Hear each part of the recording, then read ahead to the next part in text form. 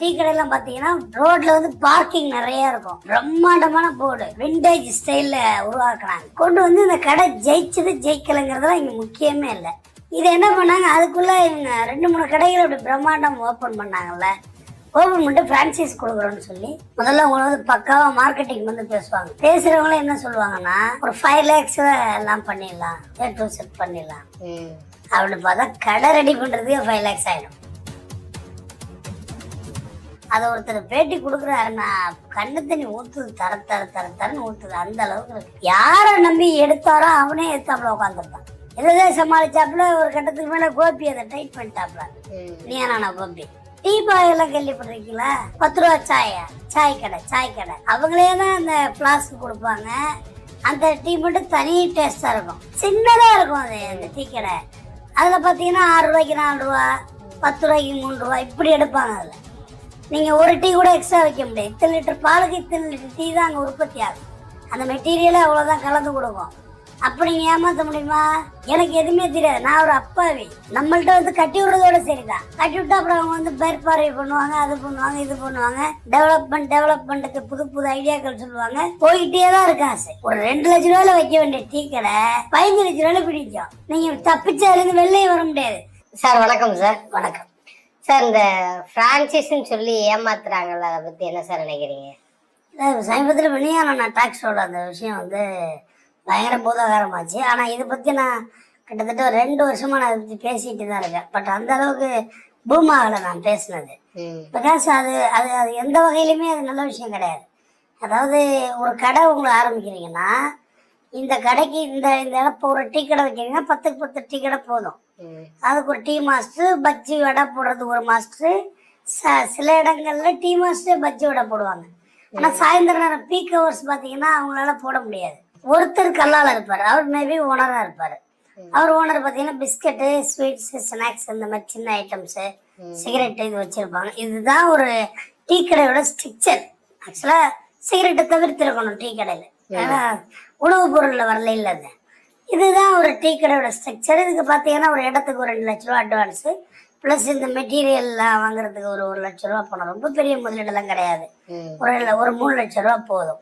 ஆளுக வேலைக்கு வச்சுக்க போறீங்க. அது இப்போ நிறைய இந்திக்காரனே வந்து வடை போடுறான். வடைங்கிறது தமிழ்நாட்டுடைய பாரம்பரிய உணவு, மெதுவடை. இந்திக்காரனே வடை போட ஆரம்பிச்சிட்டான். இது ஒரு ஸ்ட்ரக்சர். இவங்க என்ன பண்ணாங்க, திடீர்னு பார்த்தீங்கன்னா ஹைவேஸில் பிரம்மாண்டமான ஹோட்டல்கள் வந்து வர ஆரம்பிச்சு. ஆல்ரெடி பண்ண அப்படி இப்படி பல நேம்ஸ். கருப்பட்டிங்கிறது எப்போனா இந்த ஜல்லிக்கட்டுக்கு பிறகு கொஞ்சம் எல்லாரும் நம்ம எல்லாம் நாட்டு சர்க்கரைக்கு போனோம், நாட்டு பசும்பால் குடிக்கணும் இப்படிலாம் வச்சோம்ல. குறிப்பா சுய தொழில் மீன் பண்ணி வந்துச்சு. பனை தொழில், பனை சார்ந்த தொழில் தான் கருப்பட்டி.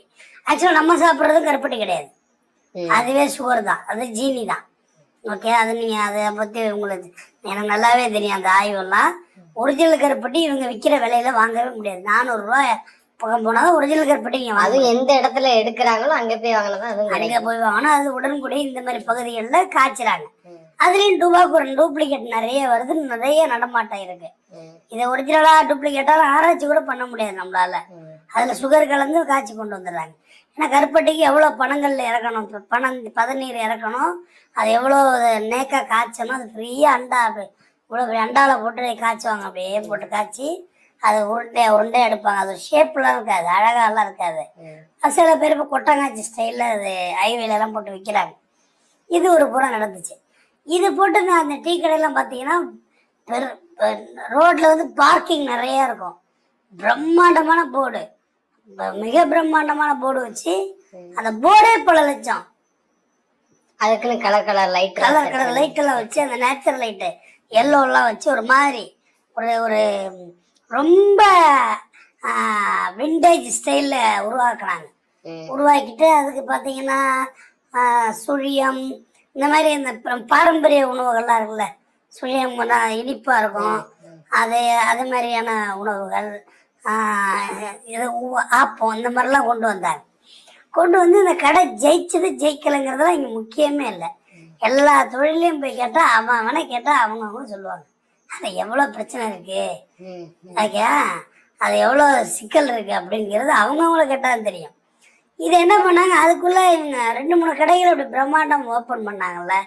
ஓப்பன் பண்ணிட்டு ஃப்ரான்ச்சைஸ் கொடுக்குறோன்னு சொல்லி இப்போ நீங்கள் ஒரு ஓனர் இங்கே ஒரு கடை வைக்க போறீங்கன்னா முதல்ல உங்களை வந்து பக்காவாக மார்க்கெட்டிங் வந்து பேசுவாங்க. பேசுகிறவங்களும் என்ன சொல்லுவாங்கன்னா ஒரு 5 lakhsல எல்லாம் பண்ணிடலாம், A to Z பண்ணிடலாம் அப்படின்னு பார்த்தா கடை ரெடி பண்ணுறதுக்கு 5 lakhs ஆகிடும். கடை ரெடி பண்ணுறாங்கல்ல அதுக்கு மட்டுமே 5 லட்ச ரூபா முடிஞ்சிடும். கடை ரெடி பண்ணி வச்சுட்டு என்ன செய்ய போறீங்க? யாருமே இல்லாத கடையில் யாருக்கடா டீ ஆற்ற போகிற? முதல்ல மெட்டீரியல் வாங்கணும். அப்புறம் அவங்களே தான் மெட்டீரியல் கொடுப்பாங்க. டீ தூள்லேருந்து எல்லாமே அவங்க வச்சுக்கிட்டே மார்க்கெட்டிங் பண்ணுவாங்க. ஆமா, எல்லாமே அவங்க போய் ஒரு இடத்துல பர்ச்சேஸ் பண்ணிக்கிறாங்க, அவ்வளவுதான். அந்த டீ தூள்லேருந்து அது நமக்கு இப்ப இன்னமும் ஒரு புரிதல் இருக்கும். ஊட்டிக்கு போனா நல்ல டீ தூள் நம்ம ஒரு மைண்ட் செட்ல இருக்கும் தெரியுங்களா? அங்க அதுக்கான ஃபேக்டரியே கிடையாது, இலை தான் அங்க உற்பத்தி ஆகுது. வெஸ்ட் மாம்பழம் போனா காப்பி தூள், நல்ல காப்பி தூள் இருக்கிற மனநிலை. அது எல்லா காப்பி கொட்டையும் எங்க இருந்து வந்த மெட்டீரியல் தானே. எல்லா ஊர்லயும் அதே ஊட்டி வரைக்கும் ஃபேமஸ் சொல்கிறேன். ஒன்று ஃபேமஸ் சொல்கிறாங்கல்ல, அது ஒரு காலத்து எதுவுமே இல்லாதப்ப அது விண்டேஜ். அது இப்போ அதை விடலாம் எல்லாமே அதிநவீனமாக வந்துருச்சு, டெக்னாலஜி வந்துருச்சு. இவங்க வந்து அதுக்கு பிறகு அதை ஒருத்தர் பேட்டி கொடுக்குறாருன்னா கண்ணு தண்ணி ஊற்றுது, தரன்னு ஊற்றுது, அந்த அளவுக்கு இருக்கு. அதில் யாரை நம்பி எடுத்தாரோ அவனே எடுத்தாப்புல உட்காந்துருப்பான். நான் ஒரு பிரான்சைஸ் எடுக்கிறேன், யாரோட விளம்பரத்தை பார்த்து எடுத்தீங்கன்னா இவரோட விளம்பரத்தை பார்த்து எடுத்தேன் அப்படின்னா அவரு எதை சமாளிச்சாப்புல ஒரு கட்டத்துக்கு மேல கோபி அதை டைட் பண்ணிட்டாப்புல. நீ நானா கோபி இல்ல, நீங்க சொல்லுங்க, உங்களை நம்பிதான் அவர் எடுத்திருக்கிறாரு. நீங்க வந்து அது கடைசியா வந்து அவரு டோட்டலா லாக் ஆயிட்டாரு. எதுவும் இந்த கடையை நீங்க டெஸ்ட்ராய் எல்லாம் பண்ண முடியாது. இந்த ஸ்பெல்லிங் லெட்டர்லாம் இருக்குல்ல, அதை எதுவுமே யூஸ் பண்ண முடியாது.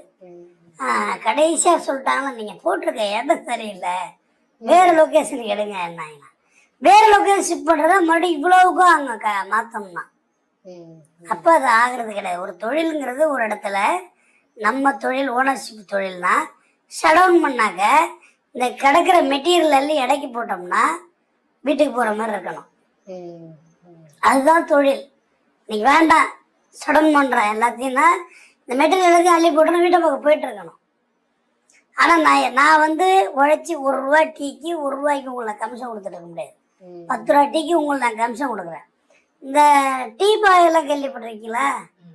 10 ரூபா சாய் கடை அவங்களே தான் அந்த ஃப்ளாஸ்க் கொடுப்பாங்க. அந்த டீ மட்டும் தனி டேஸ்டா இருக்கும். 10 ரூம்ல வச்சு 10 சின்ன ரூம்ல இருக்கும். ஆமா, சின்னதா இருக்கும் அது அந்த டீ கடை. அதுல பாத்தீங்கன்னா 6 ரூபாய்க்கு 4 ரூபா, 10 ரூபாய்க்கு 3 ரூபா இப்படி எடுப்பாங்க. அதுல நீங்க ஒரு டீ கூட எக்ஸ்ட்ரா வைக்க முடியாது. இத்தனை லிட்டர் பாலுக்கு இத்தனை லிட்டர் டீ தான் அங்க உற்பத்தி ஆகும். அந்த மெட்டீரியலே அவ்வளவுதான் கலந்து கொடுக்கும். அப்ப நீங்க ஏமாத்த முடியுமா? ஏமாத்த முடியாது. நீங்க வடை பச்சைலாம் அந்த கல்ல போட முடியாது. டீ பேக் போட்டாலும் அவங்க கொடுக்கறதுதான். அவங்க கொடுப்பாங்க கட்லெட்டு பன்னு பப்ஸ் இது கொடுப்பாங்க. அது ஓவன் கொடுப்பாங்க. வெந்து சாகணும். 10க்கு 10 எப்படி நிக்க முடியும்? கஸ்டமருக்கு அதை டீ இவ்வளோ இந்த கிளாஸில் கொடுத்துட்டாங்களா, குடிச்சிட்டு போகணும். அது வித்தியாசமான ஒரு டேஸ்ட் இருக்கும். இந்த இப்போ இறானி டீ கடையெல்லாம் கேள்விப்பட்டிருக்கீங்களா? அது பார்த்தீங்கன்னா அந்த ஆட்டுக்கறி இருக்குல்ல, அது கழுவுன பிறகு அந்த தண்ணி ஒரு டேஸ்ட் வரும் தெரியுமா? ஒரு மாதிரி ஸ்மெல்லோட கவுச்சி வாடை, ஒரு மாதிரி கவுச்சி வாடை அந்த மாதிரி தான் அந்த டீ இருக்கும். பட் அது இரானி டேஸ்ட் டீ கடைன்னு சொல்கிறாங்க. அதுக்கு ஒரு ரசிகர்கள் பட்டாரம் இருக்கிறாங்க. சமோசான்னு ஒரு பிளேட்டில் 5 சமோசா சின்னதாக இருக்கும். டைமண்டா 10 ரூபாய்க்கு இருக்கும். அதுக்கு ஒரு கஸ்டமர் பீப்புள்ஸ் இங்கே இருக்காங்க. ஆனால் அந்த ஃப்ரான்ச்சைஸ் கொடுக்குறது ரொம்ப கொடுமை. நீ ரத்தம் சிந்தி ஒரு ரத்தத்தை அப்படியே புழிஞ்சு நீ எடுப்ப, ஆனால் அந்த லாபம் உனக்கு இருக்காது, அந்த கம்பெனிக்கு போகும். இப்போ இந்த கம்பெனி லாக் ஆகிட்டு இந்த இடம் செட் ஆகல, வேற இடம் போகும்னு சொல்கிறாங்க. ஆக்சுவலாக அந்த இடத்த செட் பண்ணி கொடுக்குறதே அவங்க தான். இப்போ இன்னொரு ஃப்ரான்ச்சைஸ் கொடுத்தா எதிர்த்த ரோட்லேயே ஒரு ஃப்ரான்ச்சைஸ் கொடுக்குறது. எனக்கு கொடுத்துருக்கீங்கல்ல, எதிர்த்த ரோட்ல கொடுக்க கூடாது. பெட்ரோல் பங்க் எல்லாம் ஒரு காலத்துல இருந்துச்சு, குறிப்பிட்ட தூரம் வந்து பெட்ரோல் பங்க் ஒரு காலத்துல இருந்துச்சு. இப்ப அப்படி இல்ல. இப்ப பக்கத்துல எத்தனை பங்கு வேணுமோ நீ வாங்கிக்கலாம். மெயின் ரோட்ல இடம் இருந்தா போதும். மெயின் ரோட்ல எங்க இடம் இருந்தாலும் போதும், இடத்த கொடுத்தா பங்கு வச்சுட்டு போயிட்டே இருப்பாங்க. ஏன்னா காம்படிஷன் அதிகரிச்சு போச்சு. சிட்டிக்குள்ளே அதிகமா இருக்க பங்கு, எல்லா இடத்துலயும் அதிகரிச்சுட்டு பங்கு. சிட்டிக்குள்ள லைசன்ஸ் கொடுக்க முடியல, ஏன்னா ஃபயரிங் தான் எடுக்கிறதுட்டு பயப்படுறாங்க. ஏன்னா சிட்டிக்குள்ளேயும் வளைச்சு கொடுத்துட்டு போயிடுவாங்க. இப்போ இந்த ரோட்டில் இப்போ நாய்வேலை, இப்போ உதாரணத்துக்கு திண்டிவனம் டு மெட்ராஸ் பைபாஸில் இப்போ தாம்பரம் டு திண்டிவனம் பைபாஸ் லெஃப்ட்ல எனக்கு கொடுத்துருக்கீங்கன்னா ரைட்ல கொடுத்தா என்ன ஆகும்? யாருக்காவது ஒருத்தருக்கு வியாபாரம் டல்லாவும் படுது. அவ்வளவுதான். ஓகே. இப்ப டீ கடை போடுறத பொறுத்தவரைக்கும் ஒரு பெரிய கால்குலேஷன் வேணும். எல்லா தொழிலையும் ஒரு கால்குலேஷன் வேணும். மதியானம் 2 மணிக்கு இந்த இடத்துல எத்தனை ஆயிரம் கார்கள் கிராஸ் ஆகும் அப்படின்னு கணக்கு பண்ணாதான் அந்த இடத்துல ஒரு ஹோட்டல் ஜெயிக்கும். 2 to 3 பிளாக் சாப்பிட்ற பிளாக் 1:30லேருந்து 3 மணிக்குள்ள 1.5 hour எத்தனை கார் கிராஸ் ஆகும்? ஃபேமிலி கார் தான் சாப்பிடுவாங்க. பேச்சுலர் கார் நம்ம எங்க நம்ம நின்றுட்டு சாப்பிட்டு போயிட்டு இருப்போம். அதுமாதிரி காலையில 7 to 9 7 to 10 டிஃபன் அரைவல். இது எந்த இடத்துல இந்த இடத்துல எத்தனை கார் சக்ஸஸாக கிராஸ் ஆகும் அப்படின்னா ஒரு ஹைவேல நீங்கள் அதை கணக்கு பண்ண முடியும். அது மாதிரி ஈவினிங் டின்னர் பார்த்தீங்கன்னா ஒரு 8:30 to 10:30 இதுக்குள்ள எவ்வளோ பீக் ஹவர்ஸ். ஏன்னா கார் ஜேர்னி பண்ணுறவங்க வந்து ரொம்ப சீக்கிரம் சாப்பிட மாட்டாங்க. ஏன்னா பசிக்கும். 7 மணிக்கு சாப்பிட்டா 8 மணிக்கு பசிக்க ஆரம்பிச்சிடும். ஒரு 8:30க்கு சாப்பிட்டா தான் நமக்கு மிட் நைட்டு தாங்கும். மிட் நைட்டு 1 மணி நள்ளிரவு 1 மணி 2 மணிக்கு இந்த இடத்துல கார்களோட வரத்து இருக்கா? இப்போ உதாரணத்துக்கு இப்படி குற்றாலம் இருக்கு. அப்போ அங்கே நிறைய வேன்கள் வரத்து இருக்கும். ஒரு வேன் இறங்கி சாப்பிட்டா அவ்வளோ ப்ராஃபிட் வந்துடும் அவங்களுக்கு. அந்த மாதிரி எல்லாம் கால்குலேஷன் பண்ணும். இந்த கால்குலேஷன்லாம் யார் பண்ணி சொல்கிறா? இந்த ஃப்ரான்சைஸ் பண்ணி கொடுக்குற நிறுவனம் தான் பண்ணி சொல்கிறாங்க. எனக்கு எதுவுமே தெரியாது. நான் ஒரு அப்பாவி. நம்மள்ட்ட வந்து கட்டி விடுறதோட சரிதான். கட்டி விட்டா அப்புறம் அவங்க வந்து மேற்பார்வை பண்ணுவாங்க, அது பண்ணுவாங்க, இது பண்ணுவாங்க. டெவலப்மெண்ட்டுக்கு புது புது ஐடியாக்கள் சொல்லுவாங்க. போயிட்டே தான் இருக்கு ஆசை. ஒரு 2 லட்ச ரூபாயில் வைக்க வேண்டிய டீ கடை 15 லட்ச ரூபாயில் பிடிக்கும். நீங்கள் தப்பிச்சதுலேருந்து வெளியே வர முடியாது. சரி 15 லட்ச ரூபாயில் கூட டீ கடை வைங்க, ஹைடெக் டீ கடை வைங்க. ஆனால் அதில் ஒரு வருமானம் உனக்கு வருதா? உழைச்ச ஒருத்தன் உயிரை விட்டு உழைச்ச ஒருத்தன் 15 லட்ச ரூபாய் வட்டி என்ன? 2 காசு வட்டி போடுங்க. 2 20 2 10 30,000 ரூபா வட்டி. 2 காசு வட்டிக்கு யார் கொடுக்குறா? நீ 2 காசு வட்டிக்கு போனா நகைக்கே ஆட்டுக்கு 2 காசு போயிட்டு 3 காசு வட்டி போடுங்க. 30 45,000 வட்டி இந்த பணத்துக்கு. இந்த 15 லட்ச ரூபாய்க்கு இந்த 15 லட்ச ரூபா 10 லட்ச ரூபா கடன் வாங்கியிருந்தா இல்லை 5 லட்ச ரூபா கடன் வாங்கிறது நிலைமை என்ன? அதுக்கு வட்டி கட்டணும்ல. டப்பா டான்ஸ் ஆடிடும். அந்த அளவுக்கு சேல்ஸ் இருக்கணும். சேல்ஸ் எந்த அளவுக்கு சேல்ஸ் அதிகரிக்குதோ அந்த அளவுக்கு மெட்டீரியல் உள்ள வாங்கி தானே போடணும். 10 டீ போடுறது 1/2 லிட்டர் பால் வச்சுக்கோங்க. 100 டீ போட 100 லிட்டர் பால் வாங்கணும்லண்ணா. அந்த அளவுக்கு சர்க்கரை வாங்கணும்ல. அந்த அளவுக்கு மேன் பவர் கொடுக்கணும்ல. டீ போட்டு டப்பு டப்பு டப்பு டப்புன்னு வைக்கிறது ஒரு ஸ்டைல். அது வில்லேஜில் இன்னைக்கு இருக்க நம்ம ஊர்களில் டீ அடிச்சு அடிச்சு வைப்பாங்க. அப்படி அப்படியே எடுத்து குடிப்போம். இங்கே அப்படி இல்லை. நீ போய் சேரில் உட்காந்துருவ. ஒரு டீ எடுத்துகிட்டு வந்து ஒரு லேபர் வைக்கணும்ல. திருப்பி அந்த எச்சு கிளாஸ் எடுத்துகிட்டு போகணும்ல. அதை கழுவுறது ஒரு பிரீத்திங் டைம் வேணும். அப்போ எத்தனை கிளாஸ் வேணும்? கிளாஸ் டீ கிளாஸ் ஒரு சின்ன கிராமத்தில் 20 டீ கிளாஸ் இருந்தால் போதுங்க. ஒரு வேன் வந்தாலே 10 பேர் தான் சாப்பிட போகிறாங்க. ஆனால் நகரத்தில் அப்படி கிடையாது. 100 டீ கிளாஸ் 200 டீ கிளாஸ் வேணும். எப்போ எந்த நேரத்தில் எவ்வளோ பேர் வராங்க? ஒரு பஸ்ஸு வரும். திடீர்னு ஒரு ஆதிபராட்சத்துக்குள்ள போன பஸ்ஸு வந்து இறங்கும். திப்பு திப்பு திப்பு திப்புன்னு இறங்கினா எல்லாரும் அப்படிட்டு டீ வடைன்னு ஓடி எல்லாம் பஞ்சமாக போயிடும். இன்னொரு படத்தில் கூட சொல்லுவாங்க 100 வடை போட்ட முதலாளி எல்லாம் முடிஞ்சு போச்சு, கல்லாவும் காலியா இருக்குடா, எல்லா பேரும் கடந்து சாப்பிட்டு போயிட்டா அப்படின்பாங்கல்ல. வடிவேல் ஓனராக இருப்பார். அந்த மாதிரி ஒரு பஸ் வரும் ஒரு நாளைக்கு திடீர்னு, ஒரு நாளைக்கு எதுவுமே வராது. அப்போ இந்த பிரான்சைஸ் கொடுக்குறவங்க என்ன சொல்லணும்? இந்த நட்டங்களை நீங்கள் ஏற்றுக்க தயாராக இருக்கணும். ஒரு தொழிலுங்கிறது லாபத்தை மட்டுமே கணக்கு பண்ணக்கூடாது. கோழி முட்டையாக இருக்குள்ள கோழி குஞ்சாக கணக்கு பண்ணாதுன்னு ஒரு பழமொழி உண்டு. முட்டை பொறிக்கலாம், கோமுட்டையை கூட போகலாம். கோழி குஞ்சா எப்படி கால்குலேட் பண்ண முடியும்? விதை நெல் வந்து வெள்ளாமைக்கு விருந்துக்கு ஆகாதில்ல. அதெல்லாம் இந்த புரிதலை அவங்கள்ட்ட சொல்லணும். இவர் டோட்டலாக சடவுன் ஆகி 100 ரூபாய்க்கு கூட வழி இல்லாமல் போய் இவர் உட்காந்துருக்காரு. அங்கே ரிவ்யூ பண்ணவர் எதிர்த்தாப்புல உட்காந்துருக்காரு. இவர் தான் ரிவ்யூ பண்ணது. அவருக்கு அந்த தொழிலுக்கு சம்மந்தமே கிடையாது. அவர் ஒரு புரோக்கர் மாதிரி, அவர் ஒரு இந்த மீடியேட்டர் மாதிரி பேசுறது. அவருக்கு தொழிலை பற்றி தெரிஞ்சா உண்மையை சொல்லிடுவாங்க. நான் உண்மையாக சொல்கிறேன் நிறைய நான் மனப்பூர்வமாக சொல்கிறேன். என் வார்த்தையில் பொய் இல்லை. ஒரு கேஸ் கொண்டு வந்தாலே இந்த கேஸ் ஜெயிக்காதுன்னு அவங்கள்ட்டே சொல்லிடுவேன். இந்த கேஸ் ஜெயிக்காது, எங்கே போனாலும் வேஸ்ட். இது நீங்கள் வேறு வேலை பாருங்கள், ஒத்து போக போய் நீங்களாக கேளுங்க, சொத்து வித்து கொடுத்தா வாங்கிக்கோங்க, இல்லைன்னா விட்டுருங்கன்றவன். அவன் டைம் வேஸ்ட். முதல் விஷயம் அவன் டைம் வேஸ்ட். 2வது விஷயம் அவனோட நம்பிக்கை வேஸ்ட். பாவம், வக்கீல்கிட்ட கேஸ் கொடுத்துருக்கோம், ஜெயிச்சிருவோம் நம்பிட்டு வீட்டில் இருக்க மாட்டான். 2வது விஷயம் அவுட்டு. மூணாவது விஷயம் பண லாஸ்.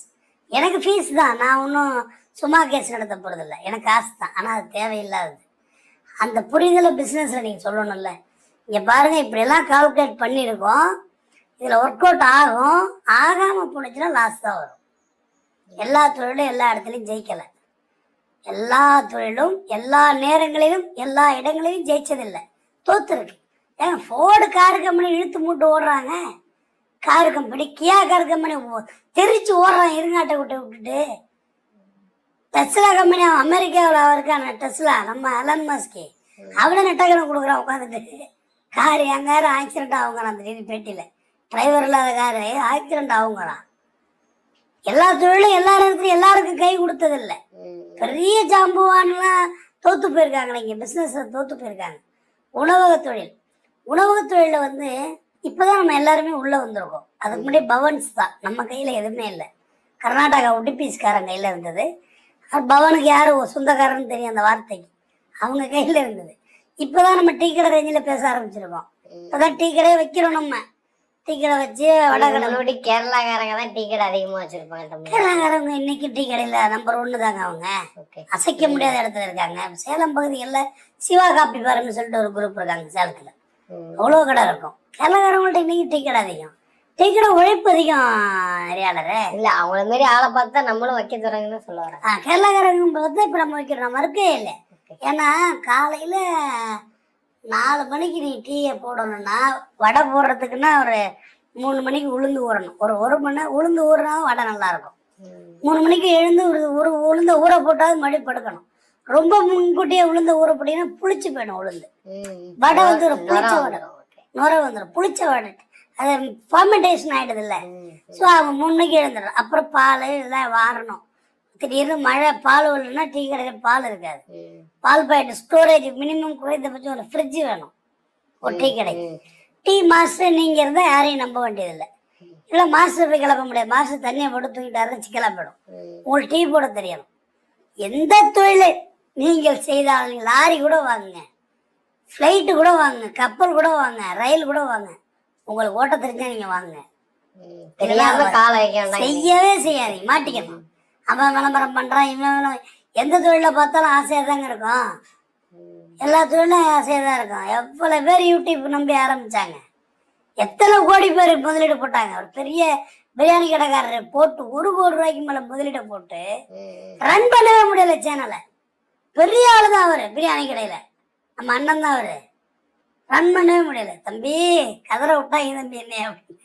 அண்ணே உங்களுக்கு தெரிஞ்ச தொழில் வேற என்ன, இது செட் ஆகாதுண்ணே, இது ஒர்க் அவுட்டே ஆகலை. இது பல சேனலை பார்த்துட்டேன், ஓஹோன்னு போகுது, அப்படியே டவுனில் வருது. இது எதுவுமே தெரியாமல் வந்து ஆரம்பித்த நிலைமை என்ன? எல்லாரும் சொல்கிறாங்க எலெக்ஷன் நேரத்தில் ஒர்க் பண்ணலாம். யார் கூப்பிட்டா ஒர்க் பண்ணுறதுக்கு? ஏங்க பல கோடி சேட்டலைட் சேனலில் கொடுத்து ஒர்க் பண்ணிட்டு போயிட்டே இருக்காங்க. நம்ம சும்மா இந்த நம்ம இந்த பொலிட்டிக்கல் மாதிரி பேசிட்டு வேணா உட்காந்துருக்கோம். யாராவது ப்ரமோஷன் பண்ணி பேசலாம், யாரையும் கூப்பிட்றவெல்லாம் இல்லை. ஆனால் இன்னமும் அந்த ஒரு மாயை இருக்கு. தேர்தல் வருது சம்பாரிச்சிடலாம், பொய். அது எப்படி முடியும்? நம்ம யார்கிட்ட போய் அணுக போகிறோம், நம்ம யாரை சந்திக்க போகிறோம்? ஒன்றுமே இல்லை. பிரான்சைஸ் கொடுக்குற கதை தான். இந்த இடத்துல தான் இது வரப்போகுது, எது வரப்போகுது, துறைமுகம் வரப்போகுது, ஆச்சுன்னு வச்சுக்கங்க. இந்த இடத்துலாம் ஷிப்யார்டு வரப்போகுது. இந்த இடம்லாம் பல ஆயிரம் ரேட்டு ஏறப்போகுதுன்னு ரியல் எஸ்டேட் உங்கள்கிட்ட விற்கிறாங்கல்ல. ஏன் ராஜா விற்கிறீங்க? நீங்களே வச்சிருந்தா 5 வருஷத்துல விலையேறிட போகுது, எதுக்கு விற்கிறீங்க நீங்க? நான் ஒரு லேஅவுட் முதலாளி தம்பி. இந்த இடம் வந்து பயங்கரமாக விற்க போகுது, நான் ரிவ்யூ பண்ணுறேன். நான் அந்த டிவியில் பார்க்கலாம், உட்காந்து பாருங்க. ஒரு அடியிலே தண்ணி வருதுங்க. ஒரு அடியிலே தண்ணி வந்தால் கடைகள் எப்படா போடுறது? தண்ணி நிற்காதுல, குளன்னு ஆடிட்டு போயிடாதா? தண்ணி ஒரு அடியில் வந்தால் எப்படி வரும்? அதே ட்ரெயினேஜ் காவா தண்ணி எனக்கு உடைச்சிட்டு வந்திருக்கோம். தண்ணினா ஆழத்துக்கு கீழே போயிட்டு இந்த பக்கத்திலே ஏர்போர்ட் இருக்குங்கிறாங்க. இன்னும் டெய்லி நான் ஏர்போர்ட்டில் போகிறேன்.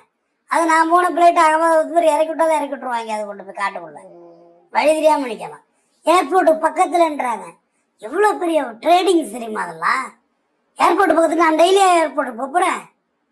ஜிஆர்டி ஜுவல்லரி வாசலே படுத்து கிடந்து தங்கமாக நகை வாங்க போகிறேன். வாசல பிச்சை தான் எடுக்கணும். இந்த பாருங்க ஜிஆர்டி நகை கடையை, இந்த பாருங்க அந்த துணி கடையை, டெய்லியே போய் துணி எடுக்க போகிறேன்? எதுவும் இல்லை இல்லை. நமக்கு நமக்கு எது நமக்கு எது தேவையோ எது சாத்தியமோ அதை தானே நம்மளோட ஆக்சஸாக பார்க்கணும். உங்களுக்கு ஒரு தொழில் வைக்கணும் அப்படின்னா குறைந்தபட்சம் அந்த தொழிலை பற்றியான அறிவு உங்களுக்கு இருக்கணும். குறைந்தபட்சம் 1 வருஷமா அதில் வேலை பார்க்கணும். இருக்கிறதுல ரொம்ப பொறுமை வேண்டியது எந்த இண்டஸ்ட்ரி தெரியுமா? ஃபுட் இண்டஸ்ட்ரி தான். அம்மாஞ்சல்லிக்கு தேராதவன்கிட்ட சண்டை போடுவான். கொஞ்சம் கூட அவன் தகுதியோ எதுவுமே இருக்காது அவனுக்கு. என்னடா இட்லி வச்ச, என்னடா சாம்பார் வச்ச, எடுத்துட்டு வாடா, போடா, வாடாம்பா. பொறுத்து கொள்ள வேண்டும், சகிச்சு கொள்ள வேண்டும். கொடுக்கறது அன்னம் கொடுக்குறோம். சின்ன ஒரு பள்ளி கிடந்துட்டா டோட்டலாக காலி, ஆட்டமே காலி.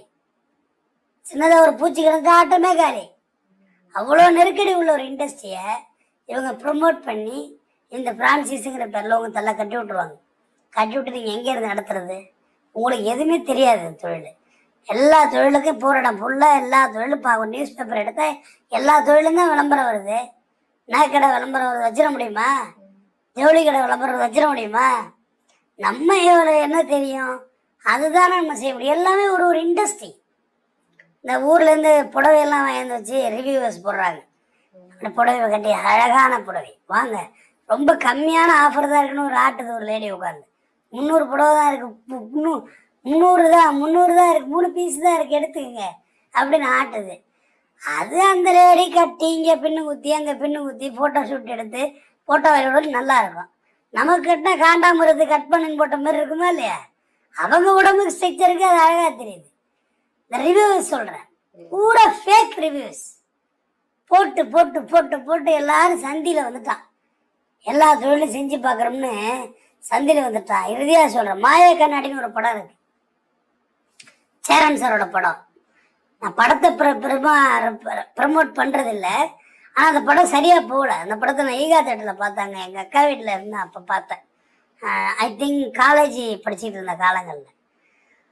அந்த படம் ஒரு அருமையான தியரிகள் கற்றுக் கொடுக்கும். இவர் ஒரு பார்பராக இருப்பார். வர்ற எல்லாரும் ஒன்று ஒன்று சொல்லுவாங்க.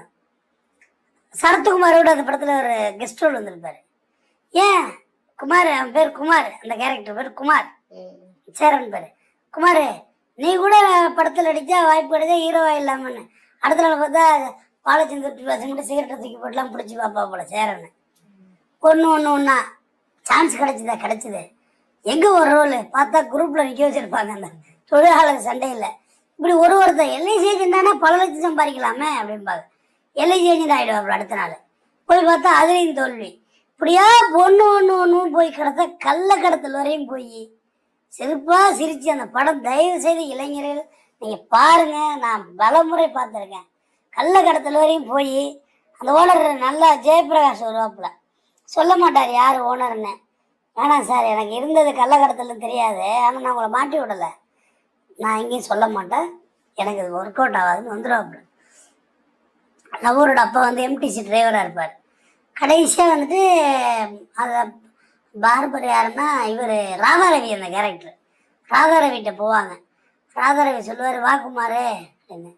ஏன் நீ சினிமா தான் போனீங்க, அது நல்ல தொழில் தானே. எந்த தொழிலை போனாலும் அந்த தொழிலை நீ முதல்ல நேசிக்கணும், அப்போ தான் அந்த தொழில் ஒன்றோட வரும். எங்கள் தாத்தா எங்கள் அப்பாவை படிக்க வைக்க ஆசைப்பட்டார், எங்கள் அப்பா என்ன படிக்க வைக்க ஆசைப்பட்டார். அப்போ பாய்ப்பா அப்படின்னு அந்த பிள்ளைங்க ஸ்கூலுக்கு போகிற ஷார்ட் வச்சுருப்பாங்க. இன்றைக்கி என் பிள்ளைங்க பெரிய ஸ்கூலில் படிக்குது. ஒரு கல்விங்கிறதே 3ஆம் தலைமுறையில் தான் கனவு நிறைவேறுகிறது. அப்போ எப்படி உனக்கு மட்டும் ஒரே நாளில் எல்லாத்தையும் வெற்றி பெறும்? இங்கே வெற்றி பெறாது. நீ போன தொழில் எல்லாமே நல்ல தொழில் தானே, அதிலே நீ கிடக்கணும், அதிலே உன்னை ஊறணும். வர்ற கஸ்டமர் எல்லாரும் குமார் இல்லையான்னு தான் கேட்குறாங்க. கடையில் சொல்கிறேன், நீங்கள் முடி வெட்டுறது பார்த்துருக்கீங்களா? ஒரே கடை தான் வெட்டுவோம். அது நல்லா வெட்டலனாலும் எனக்கு ஒரே கல்லாம், நான் எல்லாருக்கும் அந்த மனநிலை தான் இருக்கும். ஊருக்கு போய் முடி வெட்டுறது காலம்லாம் எனக்கு உண்டு. அது இருந்தாலும் ஒரு மைண்ட் செட், அங்கே போனால் திருப்தியாக இருக்க மாதிரி மைண்ட் செட்டு. ஒரே இடத்துல வெட்டுவாங்க எல்லாருமே. அப்போ ஒன்று வர கஸ்டமர் பூரா குமாரங்கன்னு ஒன்று தான் கேட்குறாங்க. ஒரு தொழிலில் கிடக்கணும், 10 வருஷம் கிடக்கணும், வந்தீங்கன்னா நீ ஒரு தொழில் வைப்ப, அதில் நீ ஜெயிப்ப அப்படின்னு சொல்லுவாங்க. நீங்கள் ஒரே நாளில் ரிவ்யூ சொல்கிறாங்கன்னு எந்த தொழிலும் இறங்காது. நான் கூட கேட்டால் வக்கீலுக்கெல்லாம் படிங்கப்பா, பார்த்தா தானே தெரியுங்க டப்பா டான்ஸ் ஆடுறது. அதனால அடுத்தவங்க சொல்றதை கேட்காதீங்க. உங்களுக்கு என்ன வருது அது முதல்ல உங்களுக்கு என்ன வருதுன்னு தெரிஞ்சுக்கிறதுக்கே 40 வயசு ஆயிடுது. நமக்கு என்ன வருங்கிறது. அதனால நம்ம ரொம்ப கேர்ஃபுல்லாக டீல் பண்ணணும். ஒன்ஸ் தோத்துட்டோம்னா திருப்பி எழும்பி நிற்கிறது ரொம்ப கஷ்டம். இன்னைக்கு காலகட்டங்களில் ஆஃப்டர் கோவிட்டு ஆஃப்டர் டிமானிட்டேஷன்லாம் பணமே இல்லை. 10 லட்சம் 20 லட்சம் லாக் ஆனீங்கன்னா திருப்பி எழும்ப முடியாது. அது பிரான்சிஸ் கொடுத்தவங்களுக்கு எந்த நட்டம் இல்லை. எல்லாமே அவங்க வித்துட்டாங்க உங்க தள்ள. அந்த லெட்டரிங் வரையும் அவங்களே கொண்டு வர்றாங்க. எதுவும் நீ காசு போட வேண்டாம். போர்டுலேருந்து எல்லாம் சைன் போர்டுலேருந்து அத்தலிக் போர்டுலேருந்து எல்லாம் அவங்களே கொண்டு வருவாங்க. நீ எதுவும் செய்ய வேண்டாம். பணத்தை மட்டும் தான் கொடுக்கணும். கொடுத்துட்டு கஸ்டமர் யார் கொடுப்பா? எல்லாம் வாங்கி போட்டாச்சு. கஸ்டமரு வரமாட்டாங்க. அது வர்றது ரொம்ப பெரிய கலை. ரொம்ப ஆண்டுகளாகும். தொடர்ந்து பேசுவோம். நன்றி. நன்றி சார்.